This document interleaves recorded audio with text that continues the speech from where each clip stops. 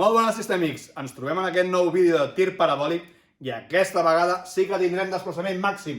Per això ens preguntem a quina alçada arribarà el nostre famós projectil del canó de circ i a quina distància màxima arribarà. Més que res per posar bé la colxoneta. Ja sabeu, doneu-li like, subscriviu-vos al nostre canal i avui, després dels crèdits, explicarem un truc per resoldre aquest problema així de ràpid. Molt bé, per resoldre aquest tipus de problema, la primera cosa que haurem de fer sempre és trobar les equacions del moviment i repartides per cada un dels dos eixos, l'eix de les X i l'eix de les Y. I abans de poder fer qualsevol d'aquestes coses, primer de tot haurem de rumiar què passa amb la nostra velocitat i per això necessitarem trigonometria.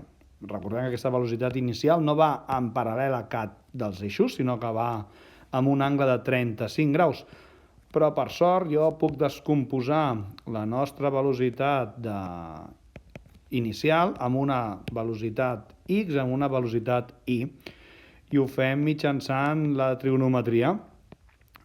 Com ja l'heu fet a quart, o en principi l'heu hagut de fer, ja sabreu que jo puc trobar que la velocitat de X serà igual a la velocitat inicial pel cosinus de 35 i la de Y serà pel sinus de 35.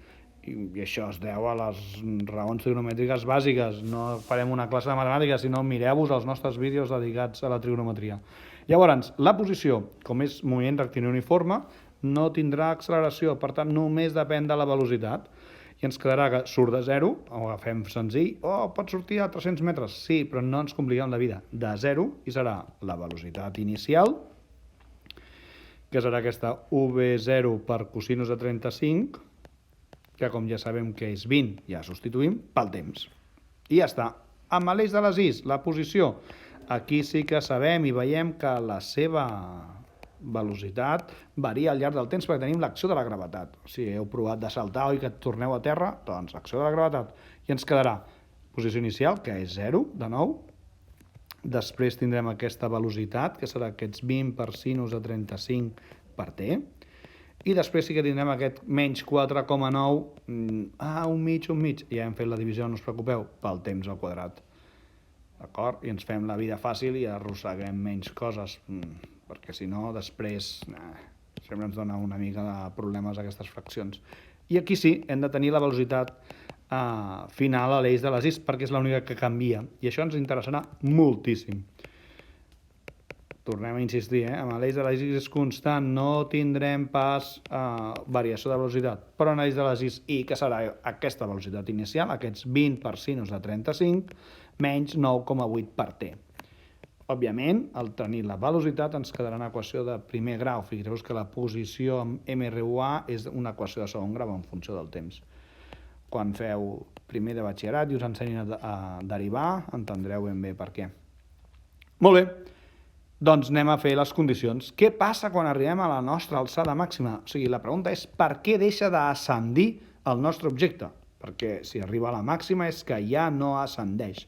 Doncs això passarà perquè ja no tindrà aquesta velocitat que el fa anar cap amunt. La seva velocitat d'I haurà arribat a ser 0.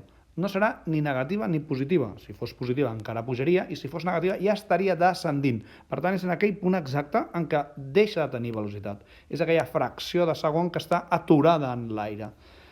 Tot molt filosòfic, mai ho veureu. Si només tingués una càmera d'hipervelocitat encara ho veuríeu, però si no, la sensació és que tal com puja un moment comença a baixar. Doncs aquell moment que comença a baixar és el que buscarem.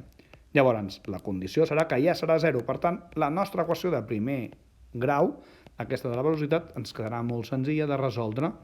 L'única cosa que haurem de fer és aïllar aquesta t que acompanya el 9,8. Per tant, passarem restant el menys sinus aquest de 35 i passarem a dividir el menys 9,8. Com tots dos seran negatius, ens donarà positiu i ens quedem amb el temps positiu. I això és 1,17 segons. Un cop tenim aquest temps, ja podem substituir a l'equació de la posició, perquè justament és el que estem buscant, és el que ens faltaria. La nostra posició, veiem que teníem la posició incògnita i el temps incògnita. A l'haver eliminat en aquesta condició la velocitat d'aquesta equació de la velocitat, hem vist que ens queda només una incògnita, que era el temps, que podrem resoldre substituint amb la de posició. Això diem que és un sistema d'equacions en cadena. Resolem amb una equació per resoldre l'altra. Substituïm una mica de calculadora i que ens dona que la posició final són aquests 6,71 metres d'alçada màxima.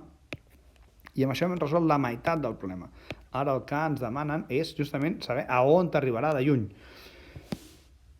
La manera clàssica i fàcil de trobar-ho és que anant a buscar una nova condició. Quan arribarà a l'abast màxim? Òbviament sense rebots ni res. Quan l'alçada torni a ser 0. Perquè justament quan està a 0 el tir parabòlic s'acaba. Ja després tenim rebots o coses rares, però per nosaltres el moviment s'acaba quan impacta el terra. Quan impacta el terra tindrem la x màxima i serà quan l'alçada tornarà a ser 0.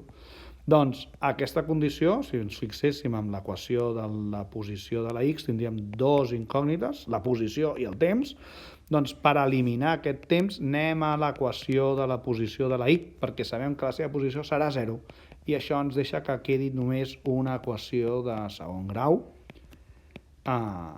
incompleta, que això és important perquè òbviament anirem per feina i resoldrem traient factor comú latent, no anirem a equació general, ja en sabem prou, i això ens permetrà trobar el temps, que tornarem a substituir en la x, torna a ser un sistema d'aquests en cadena, o si volguéssiu tenim una incògnita oculta que era el temps. Resolem aquí i substituïm en la posició. Un cop fet això, ja veurem que ens queda aquest 20 per cosinus de 35 per al 2,34 i això ens dona una posició de 38 amb 35 metres. I amb això ja hem trobat les dues coses.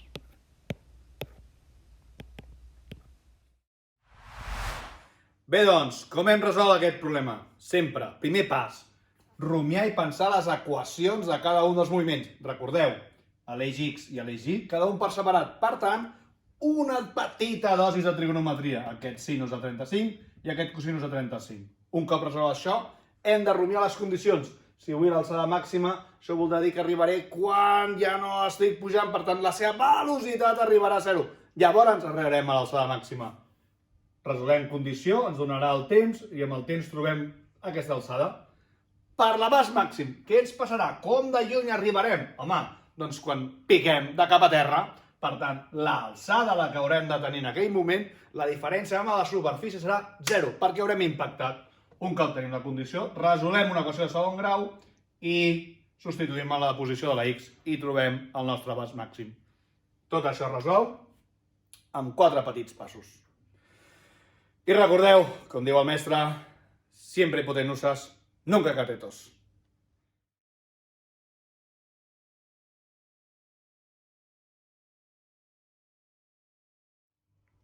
Molt bé, aquest moviment que estem estudiant avui té una peculiaritat. Fixeu-vos, surt d'alçada 0 i torna a alçada 0. I el tir parabòlic, amb aquesta equació, amb aquesta funció de segon grau, no deixa de ser una paràbola simètrica en aquest punt.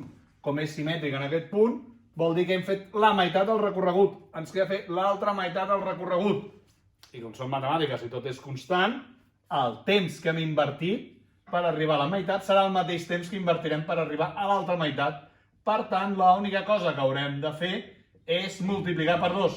I això ens dona aquest 2,34 que haurem de substituir així. Què ens hem estalviat aquí? Fer una equació de segon grau, que moltes vegades ens pot arribar a donar problemes i ho fem resolent només amb una multiplicació. Que això també és molt interessant. Ja heu vist, sistèmics, un bon truc per resoldre aquest problema. Ens veiem al següent vídeo.